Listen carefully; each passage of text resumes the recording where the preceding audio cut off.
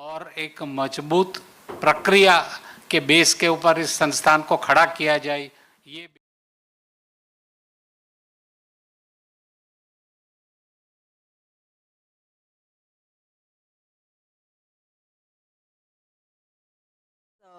New logo का first of all congratulations आप लोगों को। और इसके बारे में मुझे ज़रा आइडिया दीजिए और इसका पीछे का रीज़न क्या है। बिल्कुल, इस लोगों के ऊपर जिन्होंने काम किया है अशोक भाई मीनावाला, मैं रिक्वेस्ट करूंगा कि वही इसे बेहतर तरीके से आपको बताएंगे इस लोगों के बारे में। जी। बेसिकली जो वीडियो था वो बहुत सेल्फ एक्सप्लेनेटरी था। ऑब्जेक्टिव ऐसा है कि ये इंडस्ट्री स्प्रेड है, मेटल्स में स्प्रेड है, वेरियस मेटल्स में स्प्रेड है और स्टोन्स में स्प्रेड है, लेकिन सबसे प्रीमियर जो है गोल्ड है और सेकंड प्रीमियरिटी स्टोन की डायमंड्स है। और ये इसके पीछे सारे के सारे स्टोन और आ जाते हैं और सारे के सारे मेटल्स भी गोल्ड के नीचे आ जाते हैं। तो काम ज्वेलरी में हर चीज़ का होता है।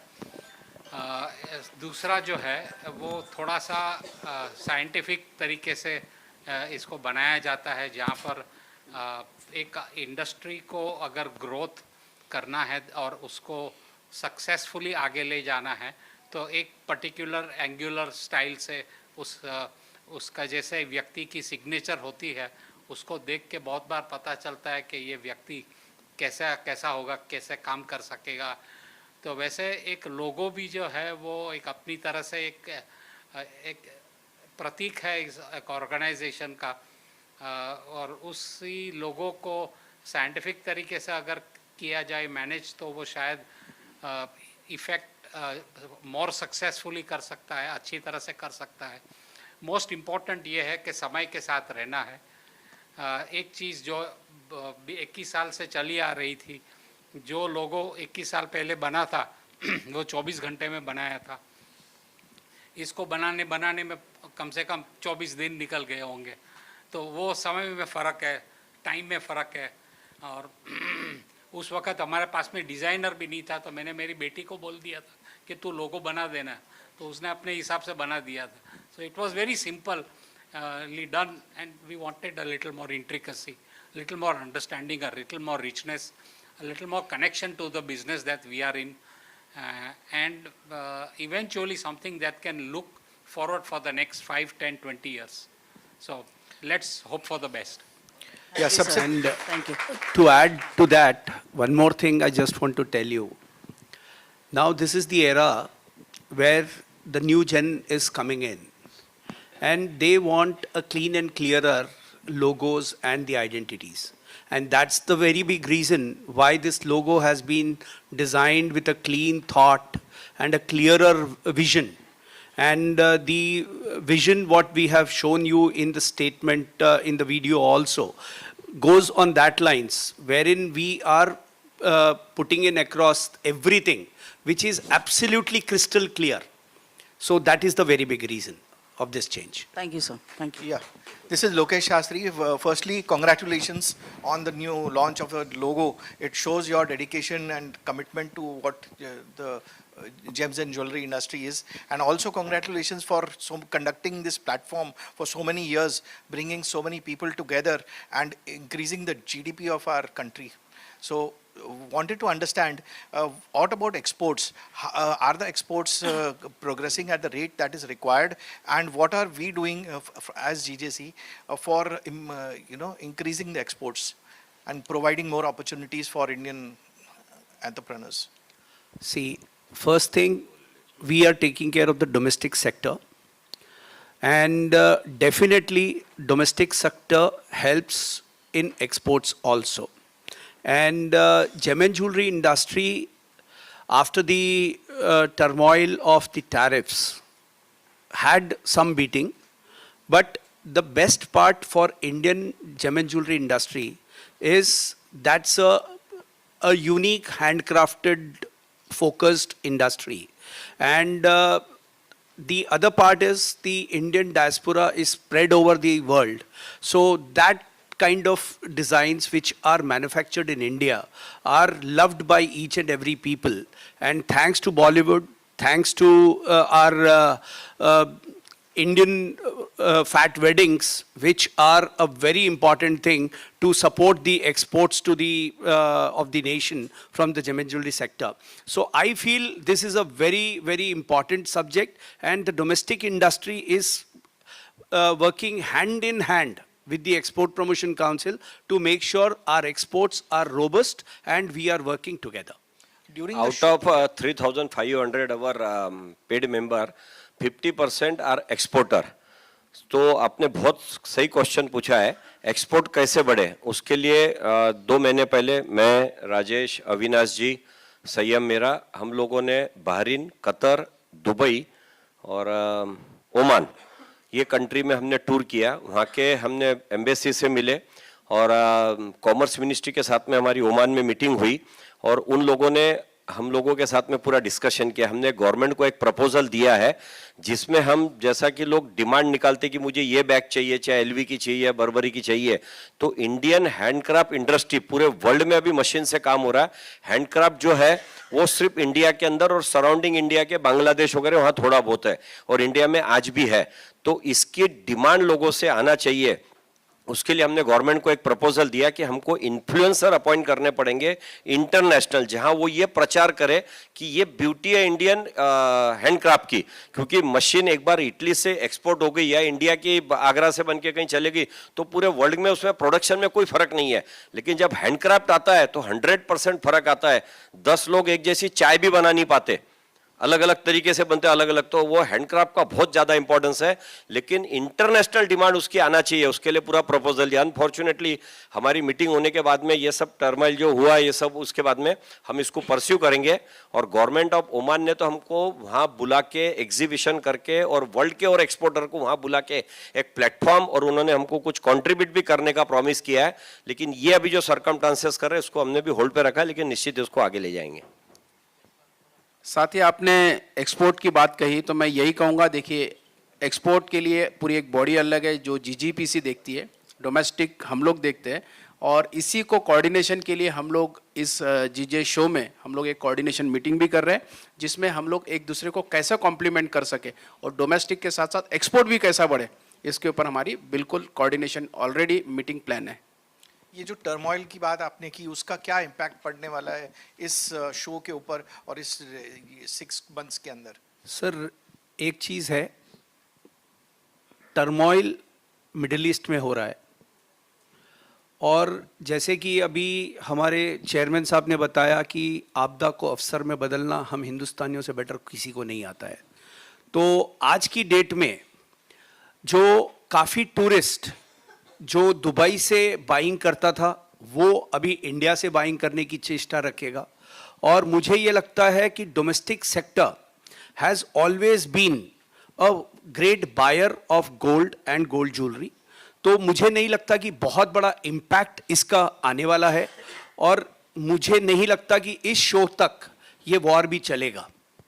मुझे लगता है कि बहुत ही जल्द ये वॉर ख़त्म हो जाएगा और हमारा शो अप्रैल में है, तो उस टाइम तक तो ये जो टर्मोइल है वो भी ख़त्म हो जाएगा. तो मुझे लगता है कि बहुत ही अच्छा शो होने वाला है और इस शो के अंदर बाइंग जो होगी वो अक्षय तृतीया से रिलेटेड बहुत ही स्ट्रांग बाइंग इस बार होगी, क्योंकि पीछे कई दिनों से जो ये टर्मोइल की रूमर्स थी उसकी वजह से भी बाइंग नहीं हो रही थी. तो मुझे लगता है कि ये बाइंग का मौका है और 110% ये इस बार बाइंग बहुत ही अच्छी स्ट्रांग होने वाली है.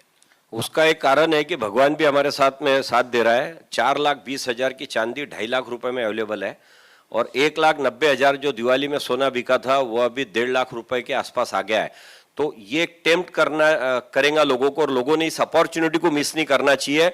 वार के समय पहले रेट बढ़ते थे, अब इसलिए कम हो रहे कि लोगों का ध्यान अभी दूसरे चीजों पे ज्यादा है, गोल्ड की तरफ कम है इंटरनेशनल लेवल पे.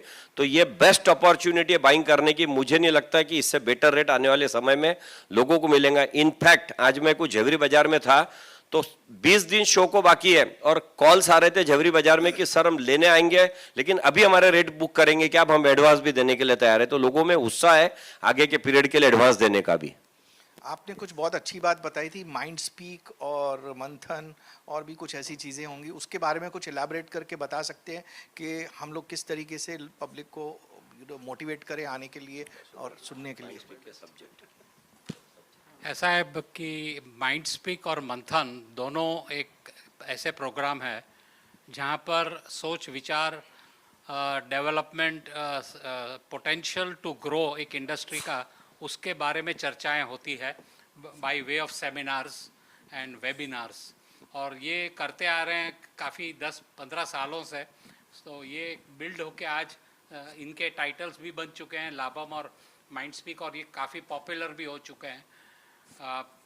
बेसिकली क्या होता है कि हर एक व्यक्ति जब सक्सेसफुल होता है तभी भी उसको जानना है कि अभी इसके बाद मैं क्या करूं या इस वक्त में क्या करूं, और जब वो सक्सेस में नहीं होता है, डिफ़िकल्टी में होता है, उस वक्त भी उसको ओपिनियंस चाहिए कि मैं क्या करूं। लोग डायरेक्टली किसी को नहीं पूछते हैं कि बॉस मेरे को समझाएगा इसमें कौन सी गोली खाऊं मेरे बिजनेस को सुधारने के लिए।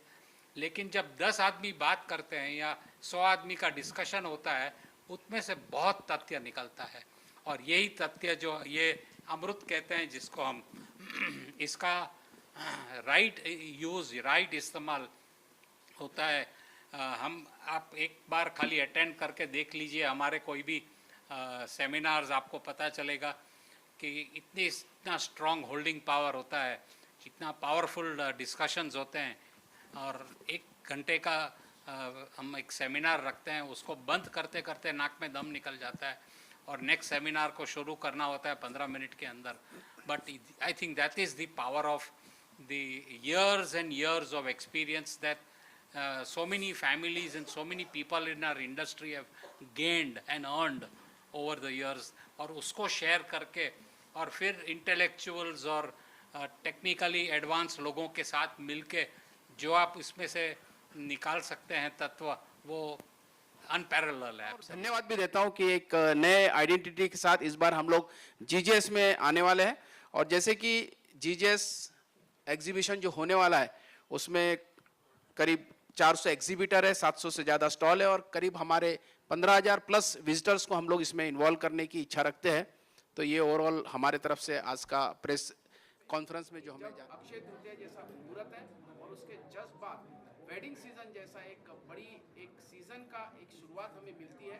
इस वजह से यह एक टाइमिंग और हमारा अपना शो इसे इसीलिए कहा जाता है, तो इसकी शुरुआत हम लोग ने कर दी है। साथ ही साथ इस शो में हम लोग माइंड स्पीक जैसे प्रोग्राम भी हम कर रहे हैं, जहाँ पे हम अपने इंडस्ट्री को किस तरीके से प्रोग्रेस करें, हमारी नई आने वाली जो पीढ़ी है उनके साथ हम लोग कैसे कंधे से कंधा मिला के काम कर सकें। साथ ही साथ जीजेएस नाइट भी हम लोग ने प्लान की है, और इस बार की जो जीजेएस नाइट है, जो नेटवर्किंग नाइट है, वो हमारे इंडस्ट्री के जो युवा है वो उसमें इन्वॉल्व हो रहे हैं, और वो इस शो को आगे लेके जाने वाले हैं। तो बहुत सारी नई चीज़ें, जैसे कि जीजेसी को 20 साल कंप्लीट हो चुके हैं, तो 20 साल में हमारा जो लोगो था वो थोड़ा सा एक फेस लिफ्टिंग करके हम लोग ने थोड़ा सा एक नई आइडेंटिटी अभी इस बार प्रस्तुत की है, क्योंकि उसका साइंटिफिक भी रीज़न है, और भी बहुत सारी चीज़ें जिसकी वजह से लोगों का एक नया डिज़ाइन आपके सामने रखा गया है।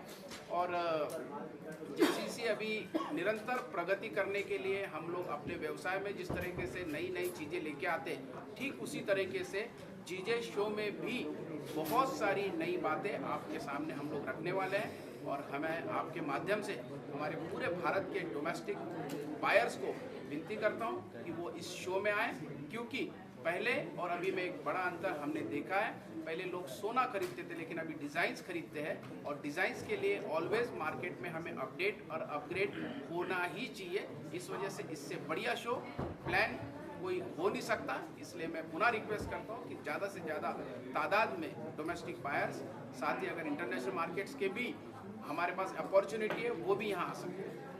आपने बात की प्रेस कॉन्फ्रेंस में कि एग्जिबिटर्स जुड़ सकते हैं, किस तरह से वो जुड़ सकते हैं? अक्रॉस इंडिया है कि सिर्फ कुछ स्टेट वाइज?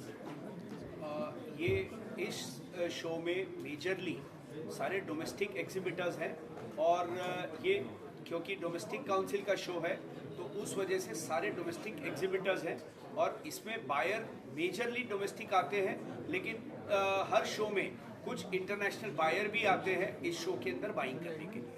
हमने और भी कुछ इम्पोर्टेंट बात की मिडिल ईस्ट कंट्रीज में जो फिलहाल सिचुएशन चल रही है, उससे इंडिया का मार्केट गोल्ड का या ज्वेलरी का कितना इम्पैक्ट हो रहा है, पॉजिटिव वे और नेगेटिव वे, अगर कहना चाहें। पॉजिटिव इसलिए है कि दुबई के अंदर जिस हिसाब से डिस्ट्रप्शन चल रहा है और दुबई में कुछ मैन्युफैक्चरिंग नहीं होता, पूरे वर्ल्ड में 20-25 कंट्री एक्सपोर्ट करती है और 50-60 कंट्री वहाँ से लेके जाती है।